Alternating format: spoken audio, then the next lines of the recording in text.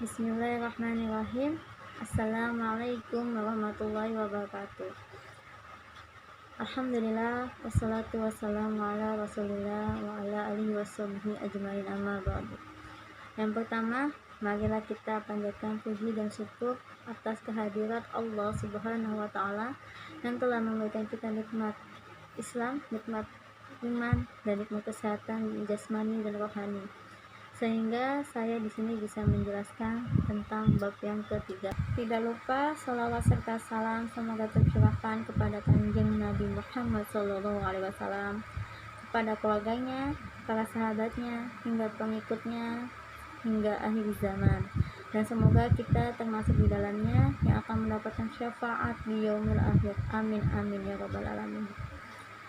Kepada yang terhormat Bapak Ghazali Sahroni SAGMM selaku dosen pendidikan agama Islam, perkenalkan, nama saya Rizky Anda dari Prodi Manajemen dari kelas reguler C. Di sini saya akan menerangkan tentang bab sholat. Secara bahasa, sholat berasal dari bahasa Arab atau etimologi yang artinya ibadah.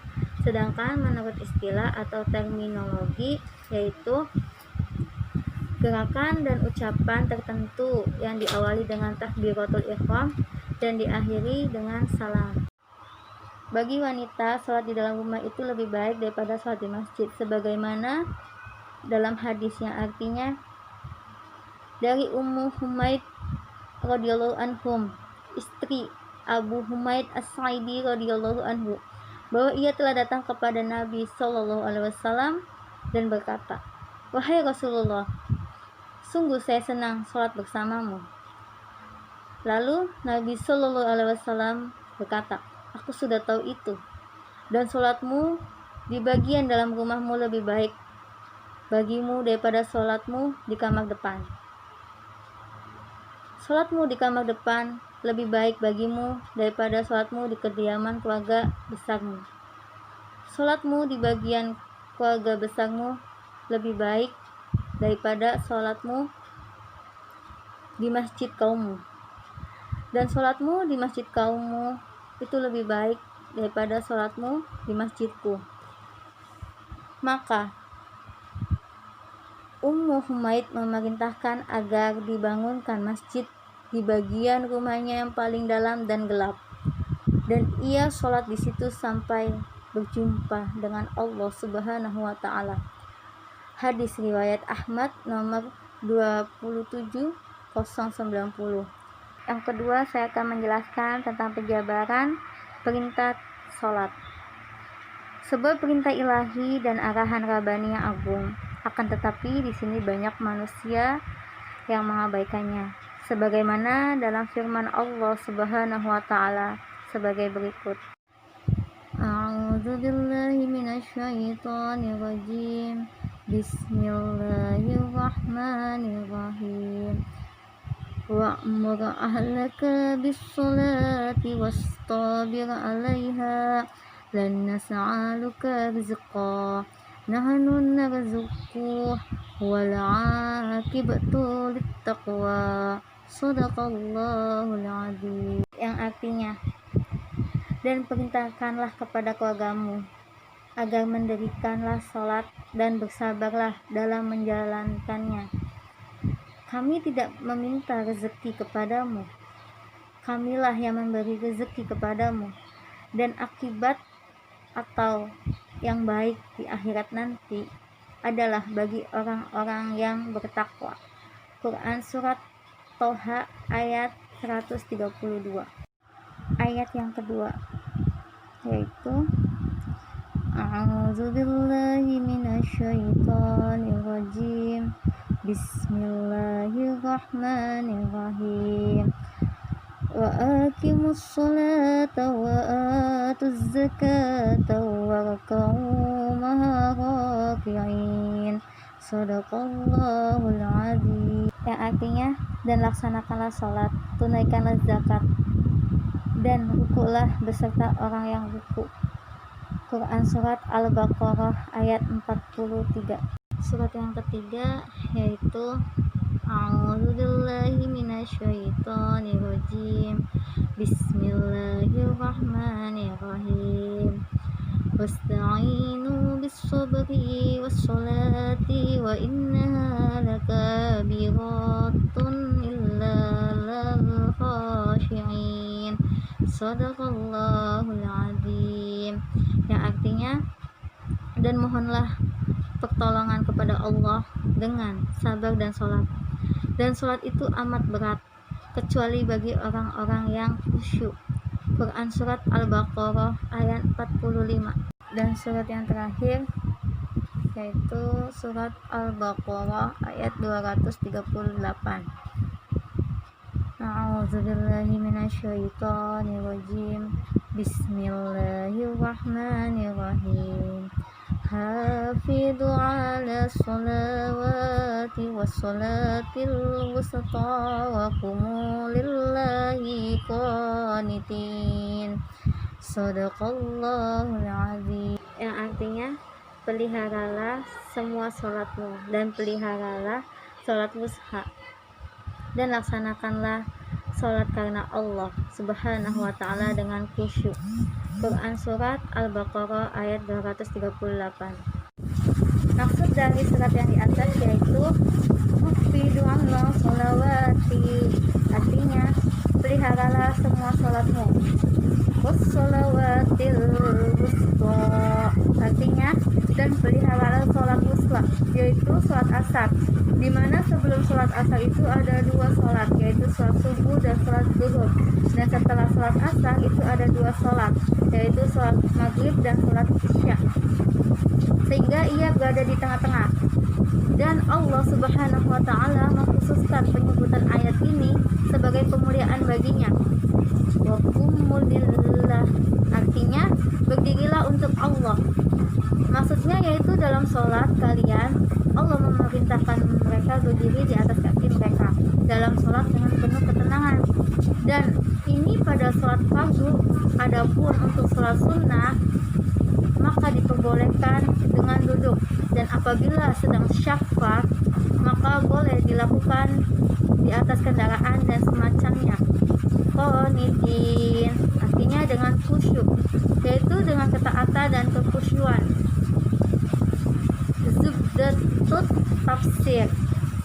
Di sini juga dijelaskan kalau kita beribadah apapun itu, salah satunya contohnya itu sholat, itu sebaiknya kita rahasiakan, hanya kita dan Allah yang tahu.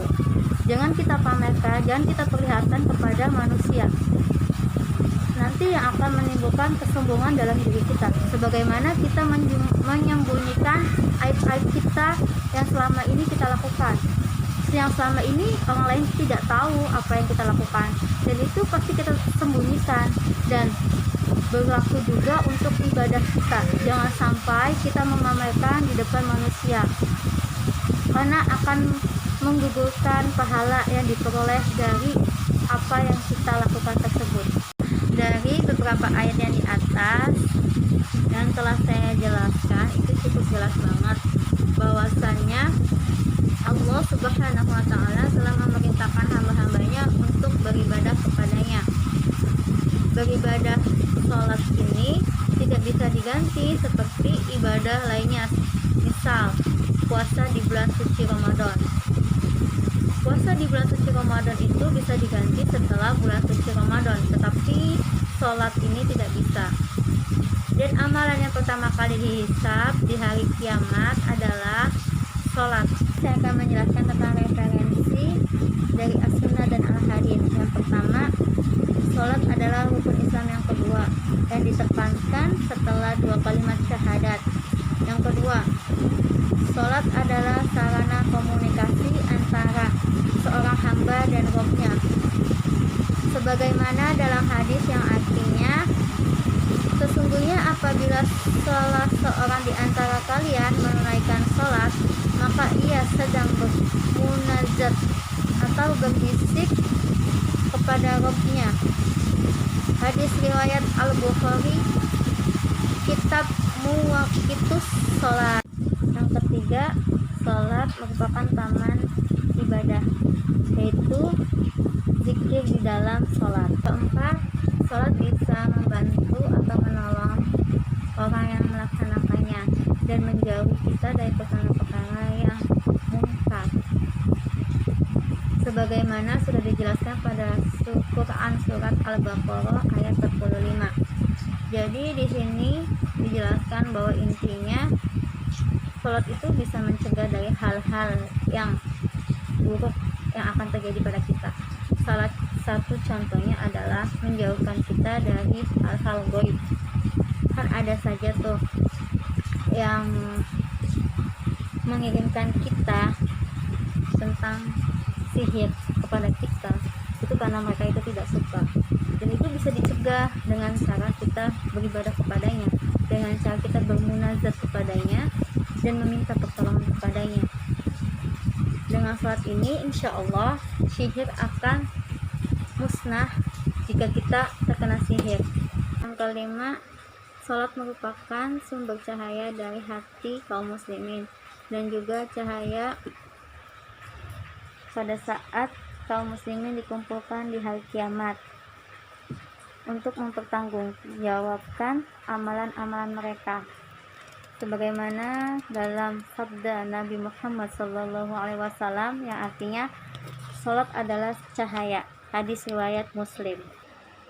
Yang keenam, sholat merupakan sumber kebahagiaan dan penyejuk ketenangan pada hati kaum muslimin, sebagaimana sabda Nabi SAW yang artinya penyejuk hatiku atau penenang hatiku ada pada sholat, hadis riwayat Ahmad dalam kitab Musnad ayat 3 halaman 199. Bagi saya pribadi, ketenangan hati dan penyejuk jiwa itu ada pada sholat. Meskipun kita sering curhat, kita sering minta pendapat kepada manusia, akan tetapi ya namanya juga manusia, hanya bisa ngasih saran, ngasih motivasi kepada kita, tapi tidak bisa menyejukkan jiwa hati kita. Yang bisa memberikan ketenangan jiwa dan penyejuk hati itu hanya Allah Subhanahu wa Ta'ala. Dan jika kalian ingin merasakan ketenangan dalam hati, ya beribadahlah kepada Allah Subhanahu wa Ta'ala dan dekatkanlah diri kepada Allah Subhanahu wa Ta'ala. Yang ketujuh, sholat adalah penyebab terhapusnya dosa-dosa atau kesalahan-kesalahan yang telah kita perbuat. Sholat berjamaah lebih utama, yaitu 27 derajat dibandingkan sholat sendirian, sebagaimana dalam hadis yang berbunyi yang artinya dari Anas radhiyallahu anhu bahwa Rasulullah shallallahu alaihi wasallam pada suatu malam mengakhiri sholat isya sampai malam, kemudian beliau menghadap kami setelah sholat lalu bersabda yang artinya sholat berjamaah lebih baik 27 derajat dibandingkan sholat malam. Hadis riwayat Bukhari nomor 645 dan Muslim nomor 650. Maksud 27 derajat dalam hadis di atas adalah sesuatu yang bersifat ta'abudi atau tidak dapat dijangkau oleh akal. Hanya cahaya kenabian yang dapat mengungkap rahasia di balik pemilihan angka 27 dalam keutamaan salat berjamaah. Al-Munawi Faidil Al-Qadir Juz 11 halaman 536. Namun para ulama mengartikan redaksi derajat dalam hadis di atas yaitu dengan makna sholat. Dengan begitu, secara pemahaman dari hadis di atas adalah sholat berjamaah melampaui sholat sendirian dengan keunggulan 27 derajat. Dengan begitu, orang yang sholat berjamaah jika dibandingkan dengan orang yang sholat sendirian itu terlampau jauh selisih 27 derajat. Yang kesembilan, khusyuk dalam sholat. Sebagaimana dalam firman Allah Subhanahu wa Ta'ala dalam Quran surat Al-Mu'minun ayat 1-2 yang artinya telah beruntunglah orang-orang yang beriman, yaitu mereka yang di dalam sholatnya khusyuk. Pernah nggak kalian setelah wudhu itu pengen buang angin atau pas suatu pelaksanaan sholat pikiran kalian itu kemana-mana? Misalkan lagi sholat nih, kalian memikirkan, aduh HP aku tahu di mana ya, kunci motor aku tahu di mana ya.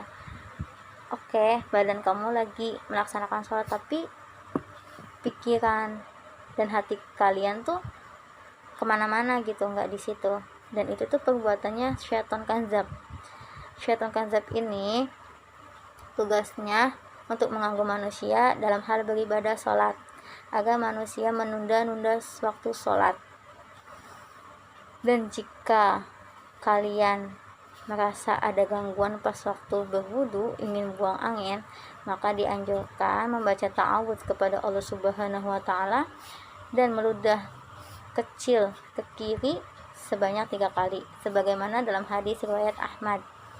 Dan jikalau kalian diganggu pas waktu sholat, maka saya pribadi sebelum sholat membaca ta'awudz dan membaca Quran surat An-Nas. Kalau ingin sholatnya khusyuk, hal yang harus diperhatikan yang pertama yaitu kita harus benar-benar niat karena lillahi ta'ala. Yang kedua, kita sholat itu lagi diawasi, lagi berjumpa, lagi berkomunikasi dengan Rabb kita, dengan Tuhan kita, dengan Allah Subhanahu wa Ta'ala. Dan yang ketiga, anggaplah sholat kalian itu adalah sholat yang terakhir. Dan yang keempat, ingatlah tentang hal kematian. Syarat sah sholat: yang pertama, mengetahui masuknya waktu sholat. Yang kedua, suci dari hadas besar dan kecil. Yang ketiga, menutup aurat. Aurat laki-laki dari pusar sampai lutut, sedangkan aurat wanita itu semuanya adalah aurat kecuali wajah dan telapak tangan ketika sholat. Pernah gak sih kalian itu ditanyakan mengenai gamisnya nggak takut kotor, nanti sholatnya gimana? Gamisnya nggak takut kotor itu di sini maksudnya ujung gamisnya. Kan kadang ada yang memakai gamis sampai panjang, dan itu tuh kadang juga kan lewat jalan-jalan kotor kayak gitu. Nah itu tuh tidak apa-apa, insya Allah tidak apa-apa. Sebab dalam hadis sudah dijelaskan tanah selanjutnya menjadi pembersihnya. Hadis riwayat Ibnu Majah, Imam Malik dan Tirmizi. Hadis yang sudah sahih. Rukun sholat itu ada 9. Yang pertama, niat karena lillahi ta'ala.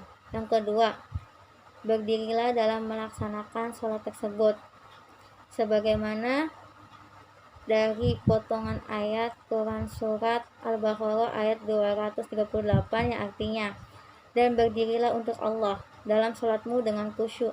Yang ketiga, takbiratul ihram, sebagaimana dalam hadis Nabi Muhammad SAW bersabda yang artinya, jika engkau hendak sholat, maka bertakbirlah dan bacalah apa yang kamu ketahui atau yang kamu mampu dari Al-Quran, lalu ruku dengan tumaminah. Hadis riwayat Bukhari 757 dan Muslim 397. Yang keempat, membaca Al-Fatihah di setiap rakaat, sebagaimana dalam hadis yang artinya, tidak sah sholat seseorang yang tidak membaca Al-Fatihah atau Fatihatul Kitab. Hadis riwayat Sahih Bukhari hadis nomor 714. Yang kelima, ruku secara tumakminah, sebagaimana dalam sabda Nabi Muhammad SAW kepada orang yang buruk sholatnya, yang artinya, kemudian rukulah kamu hingga kau merasa tenang dalam rukumu. Yang keenam, berdiri setelah ruku. Yang ketujuh, lalu sujud, sebagaimana dalam potongan ayat Quran surat Al-Hajj ayat 77 yang artinya, hai orang-orang yang beriman, rukulah kamu, sujudlah kamu. Yang kedelapan, duduk di antara dua sujud, sebagaimana sabda Nabi Muhammad SAW, tidaklah diganjar sholat seseorang yang tidak menegakkan punggungnya dalam ruku dan sujud. Dan yang terakhir, tasyahud akhir. Yang terakhir, saya akan menjelaskan hakikat atau ruku dalam sholat. Banyak orang yang terbuai dan terlena akan kegemerlapan dunia yang fana ini, sehingga dia lupa akan kehidupan yang sesungguhnya yang abadi, yaitu akhirat. Mungkin ada orang yang bahkan lupa kepada Tuhannya, yaitu Allah Subhanahu wa Ta'ala. Dan di sini juga banyak muslim dan muslimah yang masih belum paham memaknai sholat itu apakah kebutuhan atau kewajiban. Kalau kita menganggap sholat itu kebutuhan, maka kita tidak akan menunda-nunda waktu sholat tersebut. Tetapi kalau kita menganggap sholat itu kewajiban, kita bakal menunda-nunda sholat tersebut. Nah, di sini kita harus menganggap sholat itu sebagai kebutuhan, bukan kewajiban. Jadi intinya gini, Allah itu tidak membutuhkan ibadah kita, tetapi kitalah yang membutuhkan pertolongan Allah Subhanahu wa Ta'ala. Oke, fine, kalau misalkan manusia meninggalkan kita, berpaling dari kita, tetapi kalau misalkan Allah sendiri yang berpaling dari kita, na'udzubillah min dzalik, nanti di akhirat kita akan meminta pertolongan kepada siapa kalau bukan kepada Allah Subhanahu wa Ta'ala. Yang saya simak dari penjelasan Bapak Ghazali Sahroni pada matrikulasi sholat itu ada sedikit perbedaan. Misalnya kunut dalam sholat subuh. Dalam Muhammadiyah sholat subuh itu tidak ada kunutnya, tetapi dalam Nahdlatul Ulama sholat subuh itu ada kunutnya. Dalam perbedaan tersebut kita harus saling menghargai, kita harus saling merangkul, bukan malah saling mengejek. Contohnya kan kalau misalkan kita tahu, misalkan nih, saya tahu kalau dia tuh sholat subuh nggak ada kunutnya, saya mengejeknya, kok kamu nggak ada kunutnya, kok kamu kayak gini, kamu aliran sesat ya.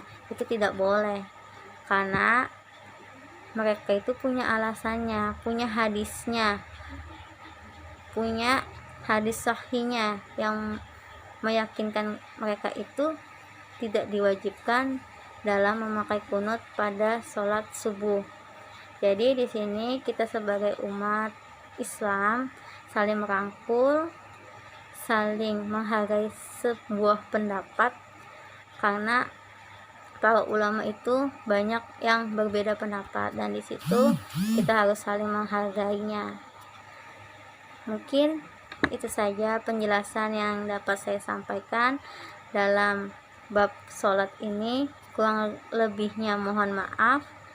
Jika ada salah kata-kata atau makna juga mohon maaf. Semoga bermanfaat. Wabillahi taufik wal hidayah. Wassalamualaikum warahmatullahi wabarakatuh.